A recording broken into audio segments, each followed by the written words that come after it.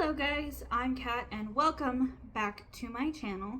So some of my most popular videos, if not my most popular videos, are the ones that are about me working at the adult store and like what it's like and what I don't miss and stuff like that.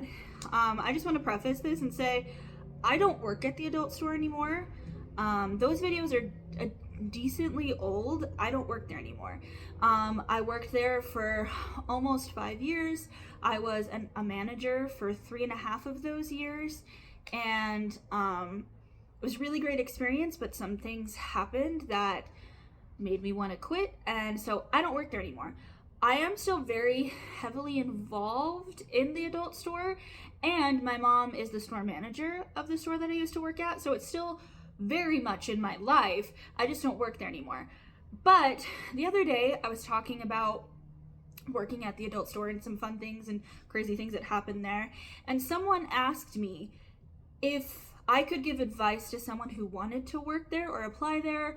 What would I tell them? What were some things that I would share with them to kind of help them decide if they want to work there, or like some advice on what the job is like and what to expect and stuff like that. And so I started writing down things that I would tell my new hires, but also things that I think would be good for people to know before they decide to work there. And so I decided to make this video and kind of give it some advice that I think would be really good to know if you're trying to decide if you want to work at an adult store or if you are currently working at an adult store, stuff like that. Of course, every adult store is different, depending on the store it is or the state you're in. I live in Utah, and so I'm pretty sure adult stores here are vastly different than adult stores in other states.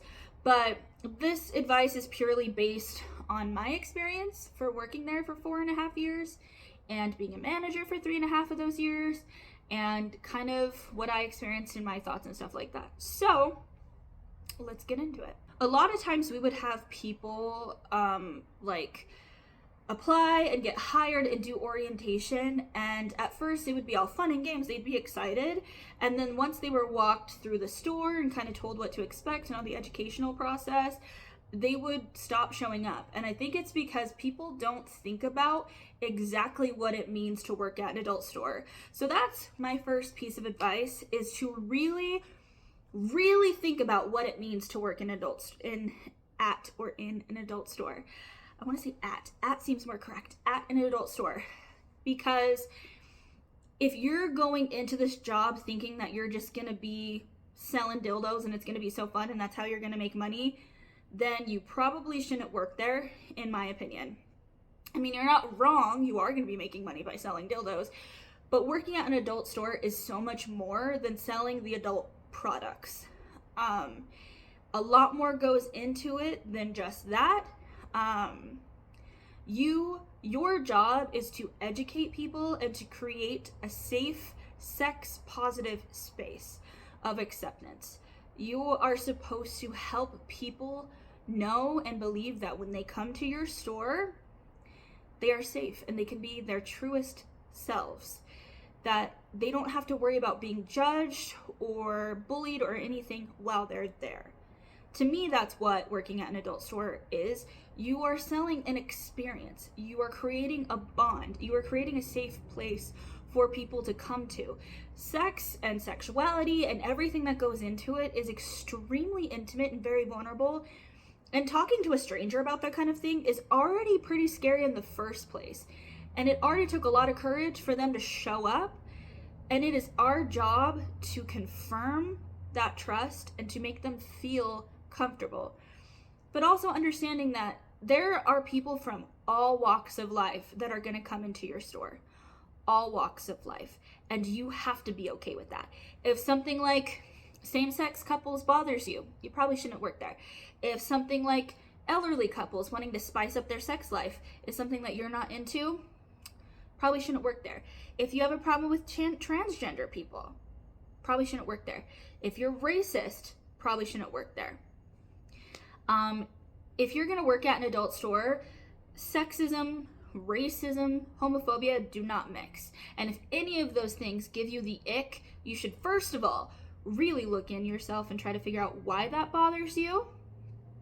But mostly, you shouldn't work there because you are going to get so many people walking into your store.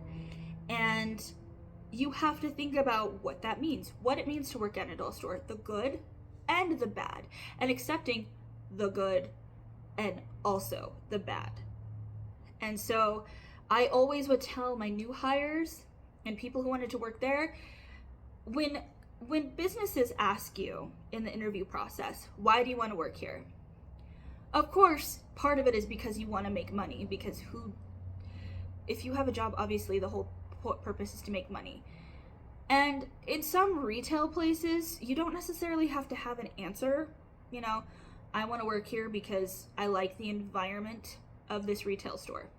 I like the people, I like the product. Okay.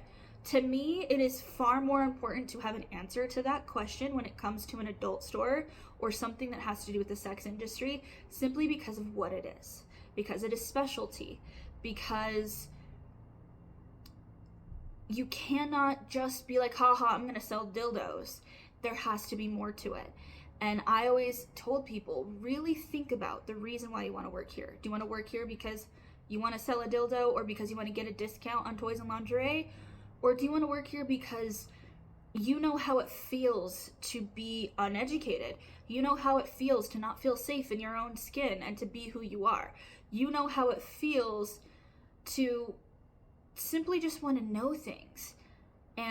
Or you have friends in your life who feel like they can't be who they are because they don't have a safe space, and you like the idea of being able to create a safe space for them.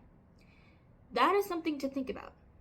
That is something that you should really mull it over before you apply or before you accept the job. Really think about it, because if there's anything in there that makes you question, then maybe you shouldn't accept the job.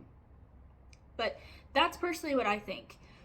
We are there to create a sex positive world and acceptance. We are there to pave the way and create a path for people who feel like they don't have that kind of sex positivity. Kids who weren't educated by their parents, people who haven't come out and are so scared to come out because of their family, or people who want to get into drag, or people who have been assaulted even. Creating a safe place for them to know that they're safe and they're accepted and they're heard and they're seen is extremely important. And to me, the biggest parts about working at an adult store is creating a sex positive, safe haven and giving people the knowledge to keep themselves safe. You are selling an experience. You are selling knowledge first and foremost. If you happen to make commission, I think that should be, of course, important because it's money. Obviously, we need money, especially nowadays. But working on a sex in the adult industry and at an adult store, you shouldn't let that drive you to create a bond with people. Because people can tell when you're selling them on something. People can tell. And they're never going to come back if they think that you're trying to see them as a dollar sign in a money bag. But if you create a bond and a trust, they're going to come back because they're going to know that it's a safe place. So really, really think about what it means, the good and the bad. And even ask the people that work at that store. There's also groups on Facebook and stuff like that, people who actually work in the industry and work at the stores, what their day-to-day is, what to expect, what they think about it, would they suggest working here, stuff like that. Because that way you'll have the tools and the knowledge to know if it's right for you or if it's not. My second piece of advice is throw out any bias in your head of things having to be in a specific way just completely out the window. And by that I mean, for example, when we see lingerie, we think that is specifically for a woman, right? A female-bodied person. And that's not true. When I worked at the adult store, I dressed men in bras and panties, corsets, in high heels, in breastplates, wigs, and hosiery. I would dress women in masculine, in men's boxers and underwear and their like different harnesses and stuff like that. You have to take those specific biases that things are supposed to be one way and completely ignore them. Because like I said in my previous bit of advice, you're gonna have people from all walks of life come into your store. And so you have to remember that not everything is going to be used in a specific way. Like certain vibrating toys, not like male vibrating toys, but certain vibrating toys men like to use. And the ones that are meant for women, they like to use them. But you think, oh, well, that's meant for a female-bodied person. But actually, that's not true. They can be used by multiple types of people. And I would sell multiple types of toys to different people because they can be used in different ways. I would sell little tiny vibrators to women who were breastfeeding because the vibration would help with the lactation and with blockage. So it's like multi-purpose things, right? If you think of a lubricant or a toy or even lingerie is under one specific category, then you're not going to get very far. So take that bias of this is meant for women and this is meant for men and just completely throw it out the window, because you are going to have experiences where that bias is going to be shaken. And like I said, I have dressed men and I've fit men for corsets, I've fit men for bras, for heels. And so like in the sex industry, in an adult store, those biases don't exist because everybody has different experiences. And I remember there was once this guy who he would come in and he loved to dress in drag, but his wife didn't know about it. And he wanted to kind of be, sized on the down low. And I did that for him. And so he knew that he could come into the store and feel safe because he knew that I wasn't going to look at him like a dude wearing a bra. I was just going to look at him as, wow, you look really beautiful in that. There was a guy who he would come in and buy 6 pairs of underwear every week. We knew it was for him, but we never questioned it. And we never were like, oh, those are for women. Are those for your wife? We never made an assumption, because the bias that you usually have, and really shouldn't, because clothes don't have a gender, is just throw it out the window completely. Because that'll open your world up to many things, not just for the store, but for yourself. And if for your sales, like, of course you don't want to make it about money, but for your sales, opening your world up to that is going to change the whole game for you. So any specific bias that you believe when it comes to certain things like lingerie or toys, just throw it out the window. Next piece of advice kind of goes hand in hand. Adjust how you speak and the terms that you use to create a more inclusive space. Meaning, like, people will say toys for a woman, toys for a man.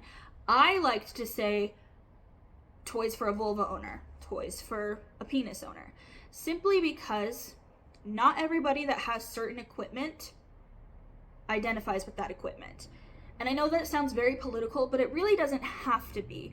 You're just creating an all-inclusive space, because a man that identifies as a man might want a toy that's meant for a vulva owner because he likes that toy better than the ones that are meant for men. But when you say, oh, you want a toy meant for a woman, it can kind of make them feel like, oh, like, I'm not a woman, now I feel insecure. But instead, if you're like, oh, okay, like a vulva owning toy, then okay. But also, there are people who, all because they got a vagina, doesn't mean that they're a woman. Like, point blank, period. You, again, are going to have so many different walks of life. And if something as simple as saying vulva owner or they bothers you, I don't think you should work at an adult store. Because that's just part of it. And like I said, it doesn't have to be like this political thing. It's just creating a space of equality and acceptance. And just simply adjusting the way you speak. Do you want a toy for a vulva owner? Even asking, like, for example, you don't know the type of people that walk in. So when someone says, Oh, I'm here to buy a toy for my partner. Okay. Partner can be used whether you have a female partner or a male partner. So I still don't know if you're looking for a female-bodied person or a male-bodied person. Okay, so I'd say, are you looking for a vulva toy or are you looking for a penis toy? That kind of gives me more of a space. Then they'll say vulva toy. I'm still not going to assume that it's a wife because, like, okay, well, what kind of toy were you looking for? What kind of toys do they already have? Is there something they wanted to try? Stuff like that. I will use gender neutral terms and just neutral terms until I am told specifically, like, oh, well, she likes this, my wife likes this, he likes this. Simply because I'm creating a safe space. I'm creating a space of equality, a space of acceptance, a space of,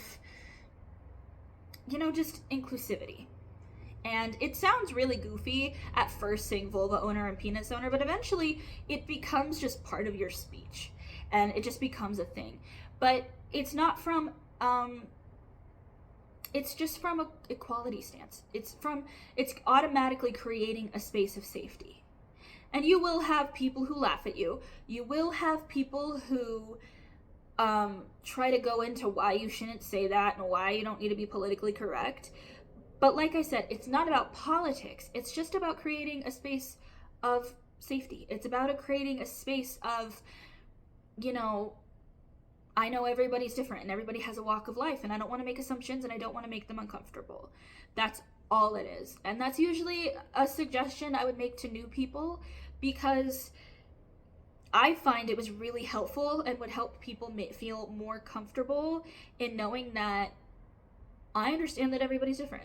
And everybody has different everything. And I'm okay with that. It is a very simple thing. It's all because you say certain things doesn't change anything for you. It just means that you're respectful and you're trying to create a world of inclusivity. So some of my advice, personally, like I said, this is some advice that I found really helped me while working at the adult store, is adjusting certain terms that you use to kind of help with inclusivity. Something that I like to establish in all of my staff, even now, especially the people that are younger on my staff, is to establish boundaries. And not just with customers, but with yourself and with your coworkers and with your managers. Simply because you're on the clock does not mean people get to talk to you a certain way. Unfortunately, when you work at an adult store, people assume that you are a sex addict fiend who just wants it all the time and can be spoken to a certain way because you're an adult store. I have had things said to me and I'll tell them it's inappropriate and they'll be like, well, you're an adult store, isn't it okay? No, because it's still a business and I'm still a fucking person that deserves respect. So what I mean by boundaries is, it's one thing if a person asks you about, like, what's your favorite toy? What brand do you like and why? What's your favorite lubricant? Stuff like that. But when someone is asking you, like, what's your favorite toy? Can you show me how to use it? If I were to just slide this in, how would it feel? Like, really inappropriate questions that are just have nothing to do with anything. My reply would always be, that question was extremely inappropriate. If you have any questions about the product or the lubricant that we sell or any education that you need, I'm more than happy to assist you in that. But if it's any questions that has to do with me personally, then the conversation ends now. You want to be professional, but you want to establish the boundary that I'm still a fucking human being and I still deserve respect and this is still a business. You can't come walking in here asking people on dates or talking to people in a very inappropriate, disgusting way simply because it's an adult store. Still a business, still retail. And people have a tendency of thinking that, well, they're on the clock and they're behind the counter. I can talk to them any way that I want, and that's not the case. And I try to establish that thought process, not just at the adult store, but in my kids now, like the kids that I work with that are 16, 17, 18. Because when I was 16, 17, even 18, I would allow people to talk to me a certain way because I believed that I was on the clock and I couldn't defend myself. And I had managers tell me that I couldn't. And I'm not on that fucking team. I will never be on that team. We don't get paid enough to get abused. Even if we got paid millions of dollars, I still have enough respect for myself to not get abused. And I want the kids to know. All because you're on the clock does not mean that it's okay for someone to be inappropriate with you, or to pick on you, or to bully you. Of course, don't just pop off and be inappropriate, start swearing. Be very professional. And if you need to, call a manager. But establish those boundaries. And working in the adult industry, you have to. You have to. You have to defend yourself, and you have to establish those boundaries. Because unfortunately, because what the industry is, people are going to assume and look at you a different way than if you were working like at a Walmart or at a 7-Eleven. Different types of retail, it is completely different. This is specialty retail. This is adult retail. And people are going to assume things about you because of it. You bunch of hoes that sell dildos. But that doesn't mean they can talk to you a specific way. And if you're okay with them talking to you that way, fine. But also be aware that you allowing them to talk to you that way also kind of tells them that it's okay to talk to everybody on your team that way. So be aware of that. Your actions don't only affect you, they affect everybody around you. So if you allow this person to say really gross shit to you, that's going to educate them and tell them that it's okay to say it to everyone. And it's not. It's not okay. There was this old man that would follow one of my coworkers around. He would follow her around the store with his hands down his pants. And nobody in the fucking store said anything. Not even the managers at the time. And so I was like, sir, that's really inappropriate, and I need you to leave, and you are not allowed to come back. Because that, first of all, is scary as hell. And when you're a bunch of women working at an adult store, that is just not okay. And so establish those boundaries and protect yourself and your coworkers, because people are going to see them a certain way. And do not let people treat you terribly simply because you're on the clock. That's not okay. And that is good advice, not just for people working at an adult store, but for everybody that works in the public. Something that I think people aren't aware of or aren't told is that you are going to have some great, positive, amazing, and incredible moments working at an adult store. But you're also going to have the opposite. You are going to have some wild and uncomfortable and inappropriate and kind of scary moments because of the industry that it is. Like I said, people are going to think of you in a specific way simply because of where you work. For example, I think I've told this story on this channel before, but it was a while ago. But me and my coworker were working one night and we were closing, and I got a phone call from a guy. And on the phone, he said, "I'm going to wait for both of you outside." And it made me freeze because it scared the shit out of me. Every alarm bell in my body went off. Every instinct told me that that was danger. And I put the phone down, called non-emergency, and asked for a cop to hang out in the parking lot until we went home. Because this would have scared me if this was normal retail. But working in the adult industry, it scared me more because people see people who work in the adult industry a specific way. And to me, that was a threat. And it could have been a prank call, could have been some kid trying to scare the shit out of us, and it worked. And we closed early that day, and so he might have showed up when we closed, but we were already closed, so haha.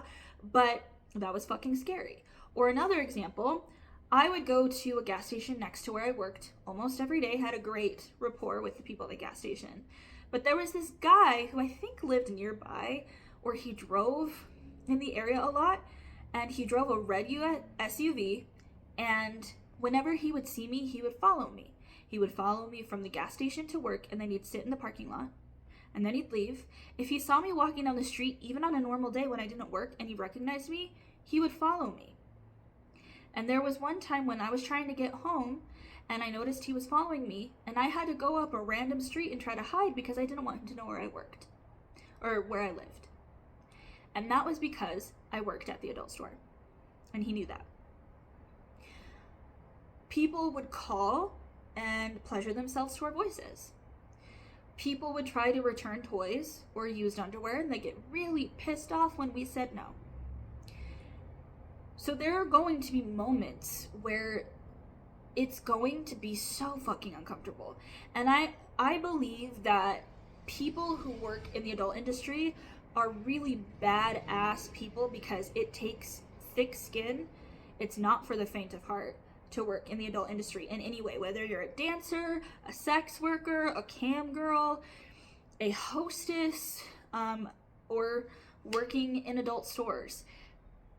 To me, it's not for the faint of heart. You have to have thick skin, and that's why I think anybody who's in the industry is a badass, because of the way you get treated and things that can happen. And I'm not trying to scare anybody away from doing it, because if I could go back to working at the adult store and get paid the amount that I do now, if not more, I would. 100%. I would absolutely go back because I loved it. I loved working at the adult store, and I love working in the industry.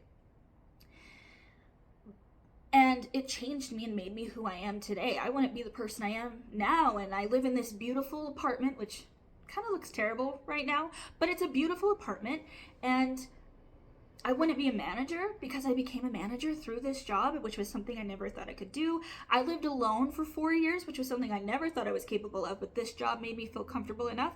I've become more comfortable in my sexuality and with my partner.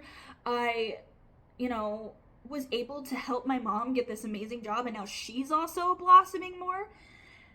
And so working there was incredible. It's an incredible environment to work in, and it will change your life if you allow it. But you also have to be aware that where there's good, there's bad. And you're going to have more good experiences, because I had more good experiences. But you're also going to have some scary, uncomfortable, bad ones. And that's what I also mean by you have to protect yourself and your coworkers. You are a team, and you fight for each other because you are in this industry. You have to be there for each other. And so just be aware of that and really think about it. Really think about, yes, all the positive, beautiful things, but also think about some of the negative ones and how it can be scary. And you have to accept that. I mean, granted, working in any kind of retail, you kind of have to accept the fact that there are going to be some scary moments in your life. If you're going to work in the public and customer service, especially nowadays, there's a lot of fucking scary things happening. And literally, when you walk out that door, you have to accept the fact that something could happen. And it's very much so working at the adult store. So my advice would be just prepare yourself. Carry pepper spray. I carry pepper spray everywhere. And a pocket knife. Don't be afraid to stab someone if you have to. I don't condone stabbing, but if it's you or them, the answer should be obvious. But I don't know if it's advice, but just be aware. Be aware that, and that's something that, I don't think we told our new people enough, is the good and the bad. And I think part of the reason they didn't want to share it was because they didn't want to scare people away. But to me, you're preparing them for the potential. You're preparing them for what could happen. And that way, if it does, they know. Versus when it does happen and they're like, what the fuck do I do? Like people who are, it's like, if someone is pleasuring themselves on the fucking phone to your voice, hang up. Don't just sit there and allow it to happen. And a lot of people that would get hired would think that they would get in trouble if they hung up on that shit. And I'm like, absolutely not. You don't need to subject yourself to that fuckery. No. So my advice would be just prepare yourself for what the industry is. And it kind of goes hand in hand with really think about what it means to work at the adult store. Like what it really means. And my last bit of advice is knowledge is power, and you should research as much as possible. When it comes to absolutely anything in the world, you can never know anything, especially when it comes to the sex industry. Everything is always changing. Lingerie, lubes, toys, terms, everything. There's always room for education. And if you think that you know everything and you don't want to educate yourself, you're going to plateau and then just crash and burn, to be honest. And the reason I know that is because we would hire new people and they would think that they knew everything they needed to know about a specific subject. And then they would have a rude fucking awakening. For example, so I am an expert on electrical stimulation. I actually built the training system they use at the adult store now to educate people on electrical stimulation because I became obsessed with it and I just dove so fucking deep in it. And they still use that training program. And I haven't worked there for, 2 years, 3 years, I think? So they still use it. And so whenever a new person was hired, I would train them on electrical stimulation. And there was a person who she believed that she knew everything about BDSM. Everything. Because she was in a community, but she knew everything. She didn't need to be educated. Well, one day she told a customer that she would take the top off of an electrical fly swatter and use that for electrical stimulation. And the customer tried it and burned himself. So first of all, you shouldn't be using anything that's not meant for the body for electrical stimulation, simply because the ones that are through like a TENS unit and a Violet Wand are made with body safe currents. Because, fun fact, we emit our own electrical currents. We have our own magnetic field, we have our own electricity. When you disrupt the electricity, it shuts off the motor, which is your heart, if you're stupid. There have been lots of stories of, there was a story about a guy in New York City who used an exposed wire on his wife and it killed her. So if you go into the adult industry thinking that you know everything, you are going to be sorely mistaken and you're going to be educated, or you're going to plateau and you're going to crash. There's this website called Oh Joy Sex Toy, and it is a website where a couple started making comic strips about educating about toys and positions and lubes and all kinds of stuff. And then eventually they started gathering other people, other artists, to make these comic strips, and people who were from different walks of life, but transgender people, gay people, everybody in the LGBTQ plus community, elderly people, asexual people, all kinds of people, and they use it to educate you on everything. It's an amazing website, and we would use it to train people, and they still do, and I still look at it to be educated. Like, if there was a toy that I was interested in or a customer was interested in, but I didn't know a lot about it because it was new, if it was on Oh Joy Sex Toy, you would get all the education that you needed. And so I'll have to link it in the description down below because it is so...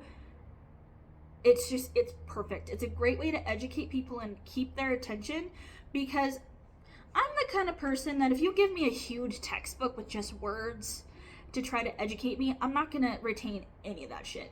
But if you give me a really entertaining comic strip that has got a lot of jokes and is very colorful, like a toddler or a magpie, I'm going to retain that shit. And most people are educated that way. So it's a really great option. But you shouldn't just educate yourself on certain sex practices or toys.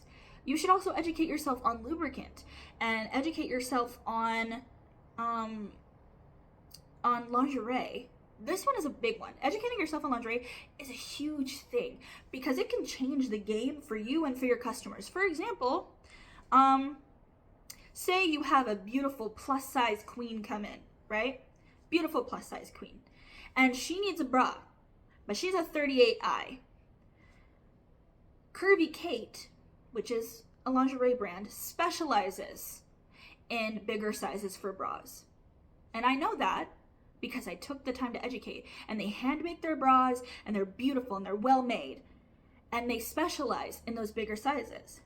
So then I'll be like, oh, you need a 38I? I got you. I know the perfect brand for that. I get them the bra, they put it on, it fits perfectly.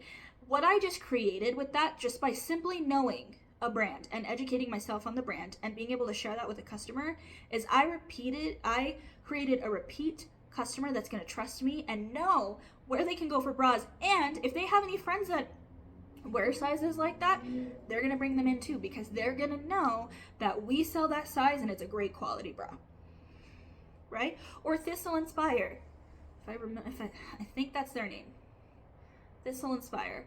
I follow them on Instagram. They sell beautiful lingerie. But what I love about Thistle Inspire is that they are incredibly inclusive with sizes. They include sizes, sexualities, people of color, women, men, people who identify under anything under the sun. They are so incredibly inclusive, and they have a massive size range. So again, beautiful plus size queen. She comes in, she wants a beautiful chemise, or she wants a beautiful like teddy. I know what brand is going to sell that. And it's a teddy that you can also wear as clothes, because if you watch their Instagram, they don't just show you the lingerie and, you know, the lingerie spicy moment. They also show you in a way that you can wear it as clothing, or you can wear it in a sexy moment, or you can just wear it because you're a hot bitch, regardless. And I love that, because it kind of shows you multi-purpose, because lingerie isn't cheap, and it's because lingerie, it costs that much because it takes fucking hours to make, and they usually are a great ethical brand and they make great product. And I love that they show that you can use this at any point in your life. And simply educating yourself on that is going to make you selling that product easier, because that customer is going to know, okay, this is going to fit me. I am a 6'1" male who wants a beautiful teddy with snakes on it that makes it look like I'm tattooed. Great, Thistle Inspire has that. They are so inclusive, which I love so much. They, to me, are what inclusivity is supposed to be when it comes to certain things, because when it comes to lingerie, there's not a lot of inclusivity when it comes to beautiful plus size queens, or petite women, or men who want to wear lingerie, unfortunately. And a lot of brands believe that if you're plus size, you've got big boobs. Well, in my case, I'm plus size and have small boobs. But anything that's plus sized and has a built-in bra isn't going to fit me, because they assume that anybody's plus size has big old bazungas. Or on the flip side, petite women. A lot of brands believe that if you're petite, you have small boobs. And I have a best friend, who is petite but has big boobs. So, you know, and so when I find brands like Curvy Kate, who is very inclusive and has a massive size range, or Thistle Inspire, who's incredibly inclusive for all genders and people of all kinds, shapes, sizes, and colors, that is valuable knowledge to have, because some people only want to support brands that do that. These people know, okay, they sell the brand that I like, but what about other brands? So when you take the time to educate yourself on brands, it'll actually change the game, not just for you, but for the customer. It'll make them trust you, it'll create a bond, and your sales will go up.